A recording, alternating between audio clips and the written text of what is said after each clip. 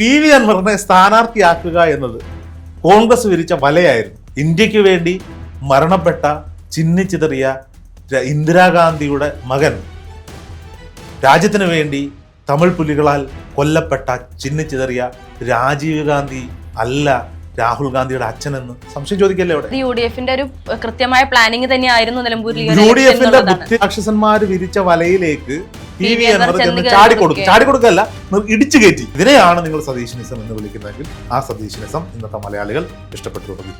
10,000 ശിഷ്ട വോട്ടിന്റെ വിജയം ഒരു വിജയമായിട്ട് അംഗീകരിക്കാൻ കഴിയില്ല. അല്ലെങ്കിൽ ഇടതുപക്ഷവും സ്വരാജും ഈ പറയപ്പെടുന്ന PV അൻവറും പിടിച്ച വോട്ടുകൾ ചേർത്ത് വെക്കുമ്പോൾ ആര്യാടൻ ഷൗക്കത്ത് പിടിച്ച വോട്ടുകളേക്കാൾ കൂടുതലാണ്. PV അൻവറിന്റെ സഹായം കൊണ്ടാണോ നിലമ്പൂരിൽ UDF-ന് വിജയം നേടിയത്? ഉറപ്പായിട്ടും. എന്തുകൊണ്ടാണ് അങ്ങനെ പറയുന്നത്? കുറെ വർഷങ്ങളായിട്ട് UDF-ന്റെ കയ്യിരുന്ന ഒരു മണ്ഡലമായിരുന്നു നിലമ്പൂർ എന്ന് പറയുന്നത്. പിന്നീട് പെട്ടെന്നൊരു സുപ്രഭാതത്തിലാണ് PV അൻവർ അവിടെ സ്ഥാനാർത്ഥിയെത്തുന്നു, അവിടെ വിജയിക്കുന്നത്. വീണ്ടും അത് UDF-ന്റെ കയ്യിലേക്ക് പോകുമ്പോൾ അത് PV അൻവറിന്റെ സഹായം കൊണ്ടാണെന്ന് പറയുന്നത് എന്തുകൊണ്ടാണ്? 100% PV അൻവർ രാജിവെച്ചതുകൊണ്ടല്ലേ അവിടെ ബൈ ഇലക്ഷൻ വന്നേ, അല്ലാതെ മറ്റൊന്നുമില്ല എന്നുള്ളതാണ്. നോക്കൂ, ഇവിടെ VD സതീശൻ ആൻഡ് ടീം, അതായത് ടീം കോൺഗ്രസ്, അല്ലെങ്കിൽ KC വേണുഗോപാൽ ആൻഡ് ടീം, അതല്ലെങ്കിൽ സുധാകരൻ ആൻഡ് ടീം, അല്ലെങ്കിൽ എന്താ പറയുക സണ്ണി ജോസഫ് ആൻഡ് ടീം, എന്തോ ആയിക്കൊള്ളട്ടെ, അതാ നേതൃത്വം ആരെ വേണമെങ്കിലും ഏറ്റെടുത്തോട്ടെ, ആരോ ആയിക്കൊള്ളട്ടെ, UDF നിലമ്പൂരിൽ വിജയിച്ചു കഴിഞ്ഞിരിക്കുന്നു. ഇതിന് പലതരത്തിലുള്ള വ്യാഖ്യാനങ്ങൾ ഇന്ന് പല മാധ്യമപ്രവർത്തകരും പല ഓൺലൈൻ മാധ്യമപ്രവർത്തകരും രാഷ്ട്രീയ നിരൂപകരും ഒക്കെ പറയുന്നുണ്ട്. ഇത് 10,000 ശിഷ്ട വോട്ടിന്റെ വിജയം ഒരു വിജയമായിട്ട് അംഗീകരിക്കാൻ കഴിയില്ല. അല്ലെങ്കിൽ ഇടതുപക്ഷവും സ്വരാജും ഈ പറയപ്പെടുന്ന PV അൻവറും പിടിച്ച വോട്ടുകൾ ചേർത്ത് വെക്കുമ്പോൾ ആര്യാടൻ ഷൗക്കത്ത് പിടിച്ച വോട്ടുകളേക്കാൾ കൂടുതലാണ്, അതുകൊണ്ട് ആര്യാടൻ ഷൗക്കത്തിന്റെ വിജയമായി അംഗീകരിക്കാൻ പറ്റില്ല എന്നൊക്കെ പറയുന്ന ഒരു വലിയ വാദമുഖങ്ങൾ ഇവിടെ പലതരത്തിലും ഓൺ എയറിൽ കിടന്ന് കളിക്കുന്നുണ്ട്. സത്യത്തിൽ എന്താ ഒരു തിരഞ്ഞെടുപ്പ്, എന്താ ഓരോ വോട്ടിനെങ്കിൽ ഓരോ വോട്ടിന് ആര് വിജയിച്ചു അയാളാണ് വിജയി. ഈ വിജയത്തിന് പല കാരണങ്ങളുണ്ടാവാം. ഇപ്പം ആര്യാടൻ ഷൗക്കത്തിന്റെ കാര്യം എടുക്കുക. ആര്യാടൻ ഷൗക്കത്ത് എന്ന് പറയുന്ന നേതാവിനെ സംബന്ധിച്ചിടത്തോളം മുസ്ലിം ലീഗിനോടോ അല്ലെങ്കിൽ ഒരു ട്രഡീഷണൽ മുസ്ലിം സിസ്റ്റത്തിൽ വിശ്വസിച്ചു പോകുന്ന ആളുകൾക്കോ വലിയ താല്പര്യം ഇല്ലാത്തൊരു നേതാവാണ് ആര്യാടൻ ഷൗക്കത്ത്. കാരണം അദ്ദേഹത്തിന്റെ മുൻകാലങ്ങളിൽ അദ്ദേഹം പറഞ്ഞു പോരുന്നൊരു രാഷ്ട്രീയമുണ്ട്. മുസ്ലിം ജനവിഭാഗങ്ങൾക്കിടയിലെ പുരോഗമന ചിന്താഗതിക്കാരനാണ് ആര്യാടൻ ഷൗക്കത്ത്. ഈ പറയപ്പെടുന്ന മുസ്ലിം ലീഗിന്റെ നേതാക്കന്മാർക്കെതിരെ ഒട്ടനവധി ആരോപണങ്ങൾ ഉന്നയിച്ചിട്ടുള്ള നേതാവാണ്. അദ്ദേഹത്തിന്റെ കൃതികളിലൂടെ, അദ്ദേഹത്തിന്റെ സിനിമകളിലൂടെയൊക്കെ മുസ്ലിം സമൂഹത്തിൽ നിലനിൽക്കുന്ന ചില ദുരാചാരങ്ങൾക്കെതിരെ തുറന്നടിച്ചിട്ടുള്ള നേതാവാണ് ആര്യാടൻ ഷൗക്കത്ത്. അതുകൊണ്ട് തന്നെ ഒരു വലിയ ജനവിഭാഗം ആര്യാടൻ ഷൗക്കത്ത് ഇസ്ലാം മതവിശ്വാസിയാണെന്ന് പറയുമ്പോഴും ആ മതത്തിനുള്ളിൽ ഒരു വലിയ വിഭാഗം ആര്യാടൻ ഷൗക്കത്തിനെതിരായിട്ട് അവിടെ ഉണ്ടായിരുന്നു. എന്നിട്ടും ആര്യാടൻ ഷൗക്കത്തിനെ തന്നെ മത്സരിപ്പിക്കാൻ തീരുമാനിച്ച KC വേണുഗോപാലും VD സതീശനും അടക്കമുള്ള കോൺഗ്രസിന്റെ നേതൃത്വം. ഇനി ഇപ്പുറത്തേക്ക് വരുമ്പോൾ കഴിഞ്ഞ തവണ VV പ്രകാശ് എന്ന് പറയുന്ന മലപ്പുറത്തിന്റെ DCC അധ്യക്ഷനായിട്ടിരുന്ന കഴിഞ്ഞ തവണത്തെ നിലമ്പൂരിലെ സ്ഥാനാർത്ഥി, കേവലം നിസാരമായ വോട്ടുകൾക്കാണ് അദ്ദേഹം ആരോട് പരാജയപ്പെടുന്നത്? PV അൻവറിനോട് പരാജയപ്പെടുന്നത്. ആ പരാജയപ്പെട്ടോ വിജയിച്ചോ എന്നറിയാൻ PV പ്രകാശ് ജീവനോടെ ഉണ്ടായിരുന്നില്ല. ഇലക്ഷൻ കഴിഞ്ഞ് റിസൾട്ട് വരുന്നതിന് തൊട്ടു മുമ്പാണ് അദ്ദേഹത്തിന്റെ മരണം. നിസാര വോട്ടുകൾക്കാണ് അവിടെ PV അൻവർ വിജയിച്ചു വരുന്നത്. സ്വാഭാവികമായിട്ടും VV പ്രകാശിനെ പരാജയപ്പെടുത്തിയതിന് പിന്നിൽ ആര്യാടൻ ഷൗക്കത്ത് ആൻഡ് ടീം ഉണ്ട് എന്ന് വിശ്വസിക്കുന്ന ചില ഒരു പറ്റം കോൺഗ്രസ്സുകാർ ഇന്നും നിലമ്പൂരിലുണ്ട്. VV പ്രകാശിന്റെ കുടുംബമടക്കം അല്ലെങ്കിൽ ഒരു പറ്റം ആളുകൾ അവിടെയുണ്ട്. ആ ഒരു വിഭാഗം ആർക്ക് വോട്ട് ചെയ്യില്ല? ആര്യാടൻ ഷൗക്കത്തിന് വോട്ട് ചെയ്യില്ല. പക്ഷേ ഇപ്പുറത്തേക്ക് ചിന്തിക്കൂ, വലിയ ഒരു പിണറായി വിരുദ്ധതയും വലിയൊരു ഇടതുപക്ഷ വിരുദ്ധതയും ഒരു ഭരണവിരുദ്ധ വികാരവും നിലനിൽക്കുന്ന ഒരു സാഹചര്യത്തിൽ നിലമ്പൂര് പോലെ ഒരു മണ്ഡലത്തിൽ അവിടെ താങ്കൾ പറഞ്ഞതുപോലെ ഇടതുപക്ഷത്തിന് വലുതായി ഒന്നും ചെയ്യാനൊന്നുമില്ല. ഈ നമ്മുടെ KT ജലീലിനെ പോലെ അല്ലെങ്കിൽ PV അൻവറിനെ പോലെയൊക്കെ വലതുപക്ഷ ക്യാമ്പിൽ നിന്ന് കൊണ്ടുപോയി ഇടതുപക്ഷ സ്വതന്ത്ര സ്ഥാനാർത്ഥിയാക്കി വിജയിപ്പിച്ചെടുക്കാൻ മാത്രമേ സാധിക്കൂ. അരിവാൾ ചുറ്റിക നക്ഷത്രത്തിന് അവിടെ വലിയ വോട്ട് ചെയ്യുമെന്നൊന്നും ആരും പ്രതീക്ഷിക്കേണ്ട. അവരെ സംബന്ധിച്ചിടത്തോളം അവരുടെ കൂട്ടത്തിൽ ആ നാട്ടുകാരനായ ഒരാളെ സ്വതന്ത്ര സ്ഥാനാർത്ഥിയാക്കി കൊണ്ടുവരുമ്പോൾ ഇപ്പൊ ഞാൻ പറയാണ്, ഹർഷ ഒരു കോൺഗ്രസ് ആഴ്ചയാണെന്ന് വിചാരിക്കൂ. സ്വാഭാവികമായിട്ടും ഹർഷ ഒരു നേതാവാണ്. ഹർഷയുടെ സ്ഥലത്ത് ഹർഷയെ ഇഷ്ടപ്പെടുന്ന, ഹർഷയെ കണ്ടുകൊണ്ട് ഈ പാർട്ടിയിലേക്ക് വന്ന ഒരുപാട് പേരുണ്ടാവും. ഹർഷ ഒരു ദിവസം അങ്ങ് CPM-ലേക്ക് പോകാൻ തീരുമാനിക്കുന്നു, ഉദാഹരണം പറയാണ്. അപ്പൊ ഈ ഒരു 100 പേരുണ്ടെങ്കിൽ അതിലൊരു 10 പേരെങ്കിലും ഹർഷയ്ക്ക് അനുകൂലമായി നിൽക്കും. പൊതുവേ നിന്നില്ലെങ്കിൽ പോലും താങ്കൾ കഴിഞ്ഞ കാലങ്ങളിൽ അവർക്ക് ചെയ്തു കൊടുത്ത സഹായങ്ങളും അവർക്കൊപ്പം നിന്നതും ഒക്കെ കണ്ടുകൊണ്ട് കുറച്ചുപേർ വോട്ട് ചെയ്യും, ചെയ്തില്ലേ? അങ്ങനെയാണ് ഈ പറയപ്പെടുന്ന നിലമ്പൂരിൽ ഒരു ഇടതുപക്ഷ സംവിധാനം കെട്ടിപ്പടുക്കാൻ അവർക്ക് സാധിക്കുന്നത്. ആര്യാടൻ മുഹമ്മദ് എന്ന് പറയുന്ന പരിണതപ്രജ്ഞനായ അവിടുത്തെ മുൻ MLA, മരണപ്പെട്ടു പോയ ആര്യാടൻ മുഹമ്മദ് അവിടെ ചെയ്തിട്ടുള്ള പ്രവർത്തനങ്ങളുണ്ട്. 30-35 വർഷക്കാലം അവിടെ MLA ആയിരുന്നു അദ്ദേഹം. ആ നാടിന് വേണ്ടുന്ന ഈ നിലമ്പൂർ എന്ന് പറയുന്നത് ഒരു വലിയ വികസിത പ്രദേശമൊന്നും ആയിരുന്നില്ല, ഒരു കാട്ടുമുക്കായിരുന്നു. അങ്ങനെ തന്നെ പറയാം, ഒരു കാട്ടുമുക്കായിരുന്നു. വനത്തോട് അതിർത്തി പങ്കിടുന്ന നിലമ്പൂർ കാടുകളെ കുറിച്ചൊക്കെ എല്ലാവർക്കും അറിയാലോ. നല്ല നിലമ്പൂർ തേക്കും ചന്ദനവും ഒക്കെ നമുക്കറിയാം. അപ്പോൾ സ്വാഭാവികമായിട്ടും അങ്ങനെ ഒരു പ്രദേശത്ത് വേണ്ട അടിസ്ഥാന സൗകര്യങ്ങൾ ഒരുക്കി ഇന്ന് കാണുന്ന നിലമ്പൂരിനെ ബിൽഡ് ചെയ്തെടുക്കാൻ ആര്യാടൻ മുഹമ്മദ് എന്ന് പറയുന്ന കോൺഗ്രസ് നേതാവ് എടുത്ത എഫേർട്ട് എല്ലാവർക്കും അറിയാം. അദ്ദേഹത്തിന്റെ മരണത്തിന് ശേഷം ഈ പി വി അൻവറിന്റെ കുടുംബം പരമ്പരാഗതമായി കോൺഗ്രസ് അനുകൂല കുടുംബമാണ്, സ്വാതന്ത്ര്യ സമര സേനാനികളുടെ കുടുംബമാണ്. അവിടെ നിന്ന് വന്ന പി വി അൻവർ, കച്ചവടക്കാരനായ പി വി അൻവർ, ഇനി കോൺഗ്രസിൽ നിന്നാൽ തനിക്കൊരു ഭാവി ഉണ്ടാകില്ല എന്ന് മനസ്സിലാക്കി ഇടത് സ്വതന്ത്രനായിട്ട് അവിടെ മത്സരരംഗത്തേക്ക് ഇറങ്ങുന്നു. അദ്ദേഹം ആര്യാടൻ മുഹമ്മദ് ഇല്ലാത്ത മണ്ണിൽ ഈ പറയപ്പെടുന്ന പി വി അൻവർ അദ്ദേഹത്തിന്റെ കുടുംബ പാരമ്പര്യവും മണി പവറും മസിൽ പവറും കൊണ്ട് എന്തായി, അവിടെ ഇടതുപക്ഷത്തിന്റെ സഹായത്തോടുകൂടി ഇടതുപക്ഷ MLA ആയി മാറുകയാണ്. പിന്നീട് 5 വർഷങ്ങൾക്കിപ്പുറം വി പ്രകാശ് എന്ന് പറയുന്ന അവിടുത്തെ DCC അധ്യക്ഷൻ, നിലമ്പൂരുകാരെ സംബന്ധിച്ചിടത്തോളം അവരുടെ പ്രകാശ് ഏട്ടൻ മത്സരത്തിൽ ഇറങ്ങുമ്പോൾ നിലമ്പൂരിലെ ജനത ഒന്നായി വോട്ട് ചെയ്തു. ചില ഫാക്ടറുകൾ കൊണ്ട്, ഒരു ഇസ്ലാമിക് പൊളിറ്റിക്സ് ആകാം, അല്ലെങ്കിൽ ഈ പറയപ്പെടുന്ന രീതിയിൽ ആര്യാടൻ ഷൗക്കത്തിന്റെ അതിർത്തിയാകാം, ചില കാരണങ്ങൾ കൊണ്ട് നിസ്സാര വോട്ടിനാണ് വി പ്രകാശോടെ പരാജയപ്പെടേണ്ടിരുന്നത്. ആ പരാജയം കാണാനോ വിജയിച്ചോ എന്നറിയാനോ ഒന്നും വി പ്രകാശിന് കാത്തു നിൽക്കേണ്ടി വന്നില്ല. അദ്ദേഹം മരണപ്പെട്ട് പോവുകയും ചെയ്തു. ഒരുപക്ഷെ ഈ ഒരു അടിയൊഴുക്ക് അവിടെ നടന്നില്ലായിരുന്നുവെങ്കിൽ ഈ തിരഞ്ഞെടുപ്പ് കുറെ കാലങ്ങൾക്ക് മുമ്പ് നടക്കേണ്ടതായിരുന്നു. അതായത് ഒരു അടിയൊഴുക്ക് നടക്കാതിരിക്കുകയും വി പ്രകാശ് മരണപ്പെടാതിരിക്കുകയും ചെയ്യുന്നു. വി പ്രകാശ് അവിടെ വിജയമായ പിന്നീട് അദ്ദേഹത്തിന്റെ ആരോഗ്യസ്ഥിതി കൊണ്ട് അദ്ദേഹത്തിന് മരണം സംഭവിച്ചാൽ ഇത് നേരത്തെ നടക്കേണ്ടതായിരുന്നു. ഇന്ന് ഈ വിജയത്തിൽ ഒരു പക്ഷേ കറതീർന്ന കോൺഗ്രസ്സുകാരൻ എന്ന നിലയിൽ വി പ്രകാശിന്റെ ആത്മാവ് ഏറ്റവും കൂടുതൽ സന്തോഷിക്കുന്നത്. ആര് പിടിച്ചു? അങ്ങനെയാണെങ്കിൽ ഇപ്പൊ പി വി അൻവർ കാരണം കൊണ്ടാണ് വിജയിച്ചത് എന്ന് ഇപ്പൊ VS ജോയ് പോലും പറഞ്ഞു. പി വി അൻവർ കാരണം കൊണ്ടല്ല, പി വി അൻവർ അവിടെ നിന്നത് കൊണ്ടാണ് പല വോട്ടുകളും VS ജോയ് വെറുതെ അങ്ങ് പറഞ്ഞതല്ല, അതിന് കൃത്യമായ കാരണമുണ്ട്. അത് ഞാൻ പറഞ്ഞത്, അതിലേക്കാണ് ഞാൻ വന്നുകൊണ്ടിരിക്കുന്നത്. പി വി അൻവറിനെ സ്ഥാനാർത്ഥിയാക്കുക എന്നത് കോൺഗ്രസ് വിരിച്ച വലയായിരുന്നു.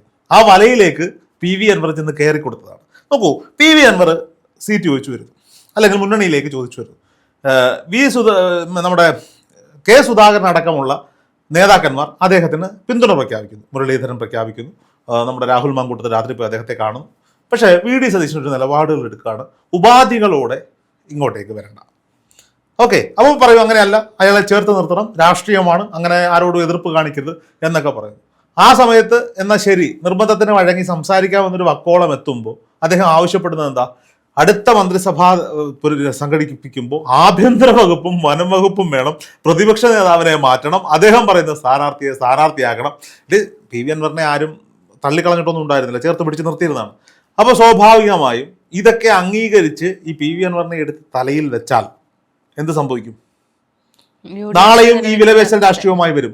കോൺഗ്രസിന് ഈ പറയപ്പെടുന്ന രീതിയിൽ ഈ ആഘോഷത്തെ കൊണ്ടാടാൻ പറ്റില്ല, മൊത്തം പി വി അൻവറിന്റെ ക്രെഡിറ്റായി മാറുമായിരുന്നു. ഇപ്പൊ എന്താ, VD സതീശൻ ആൻഡ് ടീമിന്റെ ക്രെഡിറ്റ് ആയിട്ട് അവിടെ നിൽപ്പുണ്ട്. അപ്പോൾ VD സതീശൻ റിസ്ക് എടുക്കാൻ തയ്യാറാവുകയാണ്, അല്ലെങ്കിൽ കോൺഗ്രസ് നേതൃത്വം റിസ്ക് എടുക്കാൻ തയ്യാറാവുകയാണ്. അതായത് മാക്സിമം പി വി അൻവറിനെ ഇറിറ്റേറ്റ് ചെയ്യുക, ഒന്നുമല്ലാതാക്കുക. അപ്പൊ എന്താ സംഭവിക്കുക?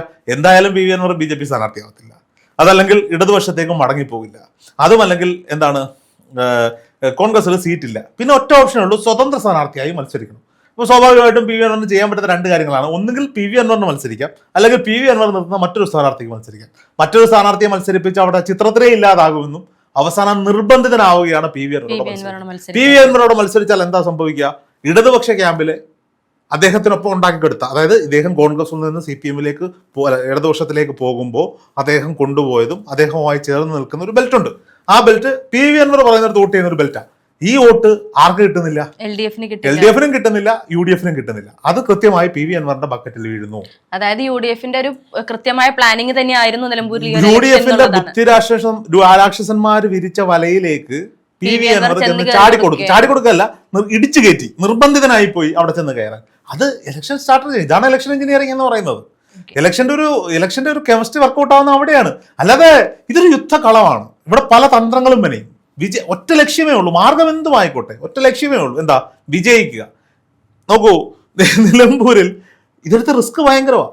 എന്തെങ്കിലും കാരണവശാൽ പരാജയപ്പെട്ടു പോയാൽ ഈ പറയുന്ന നെഞ്ചുവിരിച്ച് നിൽക്കുന്ന നേതാക്കന്മാരെല്ലാം കൂടി ഇതിന്റെ ഉത്തരവാദിത്വം ഏറ്റെടുക്കുന്നില്ല. ഒറ്റ ഒരാളിലേക്ക് ഈ ഉത്തരവാദിത്തം മൊത്തം പോകും. ആ ഉത്തരവാദിത്തം ഏറ്റെടുക്കുന്ന VD സതീശനെ, അതിനാണ് സതീശനിസം എന്ന് പറയുന്നതെങ്കിൽ ആ സതീശനിസം ഇന്ന് മലയാളിക്ക് ഇഷ്ടപ്പെട്ടു തുടങ്ങി. കഴിഞ്ഞ ദിവസം വരെ എനിക്കും ഇഷ്ടപ്പെട്ടിട്ടുണ്ടായിരുന്നില്ല, ഞാനും ഇതിനെ വിമർശിച്ചുകൊണ്ടിരുന്ന ഒരാളാണ്. പക്ഷേ ആ മനുഷ്യന്റെ ചങ്കുറപ്പൊന്ന് ആലോചിച്ച് നോക്കി, പരാജയപ്പെട്ട ഞാനാണ് ഉത്തരവാദി, വിജയിച്ചാൽ എല്ലാവരുമാണ് എന്ന് പലയിടത്തും പറഞ്ഞു. ഇവിടെയും പറഞ്ഞു. ഇവിടെ എന്തുമാത്രം വലിയ റിസ്ക്കാ? പുതുപ്പള്ളിയിലും തൃക്കാക്കരയിലൊന്നും ഒരു റിസ്ക് ഉണ്ടായിരുന്നില്ല. പാലക്കാട് ഈ പറഞ്ഞതിൻ്റെ വലിയ റിസ്ക് ഒന്നുമില്ല. കൃഷ്ണകുമാർ സ്ഥാനാർത്ഥിയാണ്, സരിൻ സ്ഥാനാർത്ഥിയാണ്, അവിടെ ഒന്നുമില്ല, അവിടെ ജയിക്കും. പക്ഷെ ഭൂരിപക്ഷം എത്രത്തോളം മഹാഭൂരിപക്ഷത്തിലേക്ക് കടക്കുമെന്ന് പ്രതീക്ഷിച്ചില്ല. പക്ഷെ ഇതൊക്കെ ചെയ്യാൻ നമ്മൾ കാണാത്ത ഒരുപാട് കാര്യങ്ങൾ അവിടെ നടന്നിട്ടുണ്ട്. നമ്മൾ കാണാത്ത ഒരുപാട് കാര്യങ്ങൾ അവിടെ നടന്നിട്ടുണ്ട്. ഈ BJP 8000 ശിഷ്ട വോട്ടാ പിടിച്ചത്, 250 വോട്ടാ അവർ കൂടുതൽ പിടിച്ചത്. അതാണ് എനിക്ക് ചോദിക്കാനുള്ളത്. ഇപ്പം ഇപ്പൊ പറഞ്ഞ പോലെ LDF തോറ്റു. LDFലെ എം സ്വരാജിനെ പോലെ ഒരു സ്ഥാനാർത്ഥിയെ നിർത്തിയിട്ടും LDF തോൽക്കുകയും UDF-നാണെങ്കിലും വലിയ പറയത്തക്ക രീതിയിലുള്ള വലിയ ഭൂരിപക്ഷമൊന്നും ലഭിക്കാതെ എന്നാൽ അത്യാവശ്യം ഭൂരിപക്ഷത്തിൽ വിജയിക്കുകയും ചെയ്തു. BJP ആണെങ്കിൽ എണ്ണത്തിൽ അധികം പ്രതീക്ഷിച്ചതിനേക്കാൾ കുറച്ചുകൂടി വോട്ട് അവിടെ പിടിക്കുകയും ചെയ്തു. അതായത് നമ്മുടെ കേരളത്തിൽ അല്ലെങ്കിൽ നിലമ്പൂരിൽ തന്നെയാണെങ്കിലും BJP രാഷ്ട്രീയത്തെ സ്വീകരിച്ച് തുടങ്ങിയെന്നുള്ളതിന്റെ ഒരു സൂചന. എങ്ങനെയാ 250 വോട്ടാണ് BJP അവിടെ അധികം പിടിച്ചേക്കുന്നത്? നമ്മൾ മനസ്സിലാക്കട്ടെ, കഴിഞ്ഞ തവണ 8000 ശിഷ്ട വോട്ട് നിലമ്പൂരിൽ സ്ഥാനാർത്ഥി പിടിച്ചു. അന്ന് സ്ഥാനാർത്ഥിയുടെ പേര് VV പ്രകാശ് എന്ന കോൺഗ്രസിന്റെ സ്ഥാനാർത്ഥി. സ്വാഭാവികമായിട്ടും BJP വോട്ട് ചെയ്യുന്ന അല്ലെങ്കിൽ BJPയോട് മമതയുള്ള ഒരു ഹൈന്ദവ വോട്ട് ബെൽറ്റ് അവിടെ ഉണ്ടല്ലോ. അതിൽ കുറെ പേരെങ്കിലും VV പ്രകാശിന്റെ കുടുംബക്കാരും ബന്ധുക്കളൊക്കെ ഉണ്ടാവുമല്ലോ. കുറെ വോട്ടുകൾ VV പ്രകാശ് അവിടെ പിടിച്ചിട്ടുണ്ട്. ആ വോട്ട് എങ്ങോട്ട് പോയി? ആ വോട്ട് എങ്ങോട്ട് തിരിച്ചുപോയി? ഞാൻ പറഞ്ഞേ, BJPയോടൊന്നും ഒരു തേങ്ങ ഉണ്ടാക്കാൻ പറ്റിയിട്ടില്ല. ഇനി ഈ പറയപ്പെടുന്ന പിന്നെ അഡ്വക്കേറ്റ് മോഹൻ, അയാളൊരു ക്രിസ്ത്യൻ കാൻഡിഡേറ്റാ, ക്രിസ്ത്യൻ സഭയുടെ മർത്തോമാ സഭയുടെ കാൻഡിഡേറ്റാ. മർത്തോമാ സഭയുടെ കുറെ വോട്ടുകൾ അയാൾ കൊണ്ടുവരുമെന്ന് പറഞ്ഞു. ആ വോട്ടുകൾ കൊണ്ടുവന്ന് ഫില്ല് ചെയ്താണെങ്കിൽ ഇയാളുടെ BJPയുടെ പരമ്പരാഗത വോട്ട് ഇവിടെ. BJPക്ക് ഒന്നും അവിടെ വലിയ നേട്ടമൊന്നും ഉണ്ടാക്കാൻ പറ്റിയിട്ടില്ല. ചെറിയ വോട്ടിനൊന്നും അല്ല UDF ജയിച്ച, 10000 ശിഷ്ട വോട്ടിനാ. വലിയ തെരഞ്ഞെടുപ്പാ. അപ്പൊ സ്വാഭാവികമായിട്ടും അത് വലിയ വിജയം തന്നെയാണ്. കളമൊരുക്കി കാത്തിരുന്നതാണ് വേട്ടക്കാരനെ പോലെ VD സതീശൻ. ഇനി PV അൻവറിനെ UDF-ലേക്ക് എടുക്കാനുള്ള സാധ്യത എന്തെങ്കിലും ഉണ്ടോ? അതൊക്കെ നോക്കൂ, ഈ ഒരു പ്രസ്താവന വന്നതുകൊണ്ടാണ്. അല്ല, ഞാൻ പറയാം, UDF-ലേക്ക് ഇതുവരെയുള്ള PV അൻവർ എങ്ങനെയായിരുന്നു? 3 സീറ്റ് വേണം, 2 മന്ത്രിസ്ഥാനം വേണം എന്ന് ചോദിച്ചിരുന്ന് നടന്ന PV അൻവറിന് ഇനിയും വന്ന് സംസാരിക്കാം. അവിടെ 10-12 വോട്ട് മേടിച്ചൊരു സ്ഥാനാർത്ഥിയല്ലേ PV അൻവർ. അങ്ങനെ ചെറിയ ആളൊന്നും അല്ലല്ലോ. 9 വർഷക്കാലം MLA ആയിട്ടിരുന്ന ആളല്ലേ PV അൻവർ. ഇനി UDF-ലേക്ക് വരുമ്പം ഇത്രയും നാള് എനിക്ക് 2 സീറ്റ് എന്ന് ചോദിച്ച PV അൻവർ, എനിക്ക് എവിടെയെങ്കിലും കേരളത്തിൽ ഒരു സീറ്റ് തരുമോ? ഈ ഭാവത്തിൽ വരാം. വന്നാലൊരു പക്ഷേ UDF എടുക്കുമായിരിക്കും. എടുക്കുന്നില്ല എന്ന് ആരും പറഞ്ഞിട്ടൊന്നുമില്ല. നമുക്ക് ഇതൊരു വലിയ പകരം വീട്ടലാണ്. VD സതീശന് മീൻ വണ്ടിയിൽ കണ്ടെയ്നറിൽ പണം വന്നു എന്ന് ആരോപിച്ചത് ഇടതുപക്ഷ MLA PV അൻവറാണ്. VD സതീശന്റെ പുനർജനി മുഴുവൻ തട്ടിപ്പാണ് എന്ന് പറഞ്ഞത് ഈ പറയപ്പെടുന്ന PV അൻവറാണ്. രാഹുൽ ഗാന്ധിയുടെ DNA പരിശോധിക്കണം. അതായത് ഇന്ത്യക്ക് വേണ്ടി മരണപ്പെട്ട ചിന്നിച്ചിതറിയ ഇന്ദിരാഗാന്ധിയുടെ മകൻ, രാജ്യത്തിന് വേണ്ടി തമിഴ് പുലികളാൽ കൊല്ലപ്പെട്ട ചിന്നിച്ചിതറിയ രാജീവ് ഗാന്ധി അല്ല രാഹുൽ ഗാന്ധിയുടെ അച്ഛനെന്ന് സംശയം ചോദിക്കല്ലേ അവിടെ? DNA പരിശോധിക്കണമെന്ന് പറയുമ്പോൾ സോണിയാഗാന്ധി വേറെ എവിടെയോ പോയി ഉണ്ടാക്കിയ മോനാണ് രാഹുൽ ഗാന്ധി എന്ന് PV അൻവർ പറഞ്ഞു വെക്കുക. ഏതെങ്കിലും കോൺഗ്രസ്സുകാരന് സഹിക്കാൻ പറ്റുമോ? അപ്പോൾ യഥാർത്ഥ കോൺഗ്രസ്സുകാരൻ്റെ വികാരം ഉൾക്കൊണ്ടുകൊണ്ട് ഇരിക്കട്ടെ നിനക്കൊരു പണി. അല്ല, നീ ഇങ്ങോട്ട് കൂറുമാറി ഇങ്ങോട്ട് വന്നു കഴിഞ്ഞാൽ ഇവിടെ എടുത്തു വെക്കാൻ ആളില്ല. തല വിരിച്ചു, കൂടൊരുക്കി, പൊതിഞ്ഞു വെച്ചു, ഇടിച്ചിടിച്ച് അതിൽ കയറ്റി അയാളെ കൊണ്ട് തന്നെ വിജയം അവിടെ വിജയത്തിലേക്ക് നേടിയെടുത്തു. ഇതാണ് യഥാർത്ഥ ഇലക്ഷൻ എഞ്ചിനീയറിംഗ്.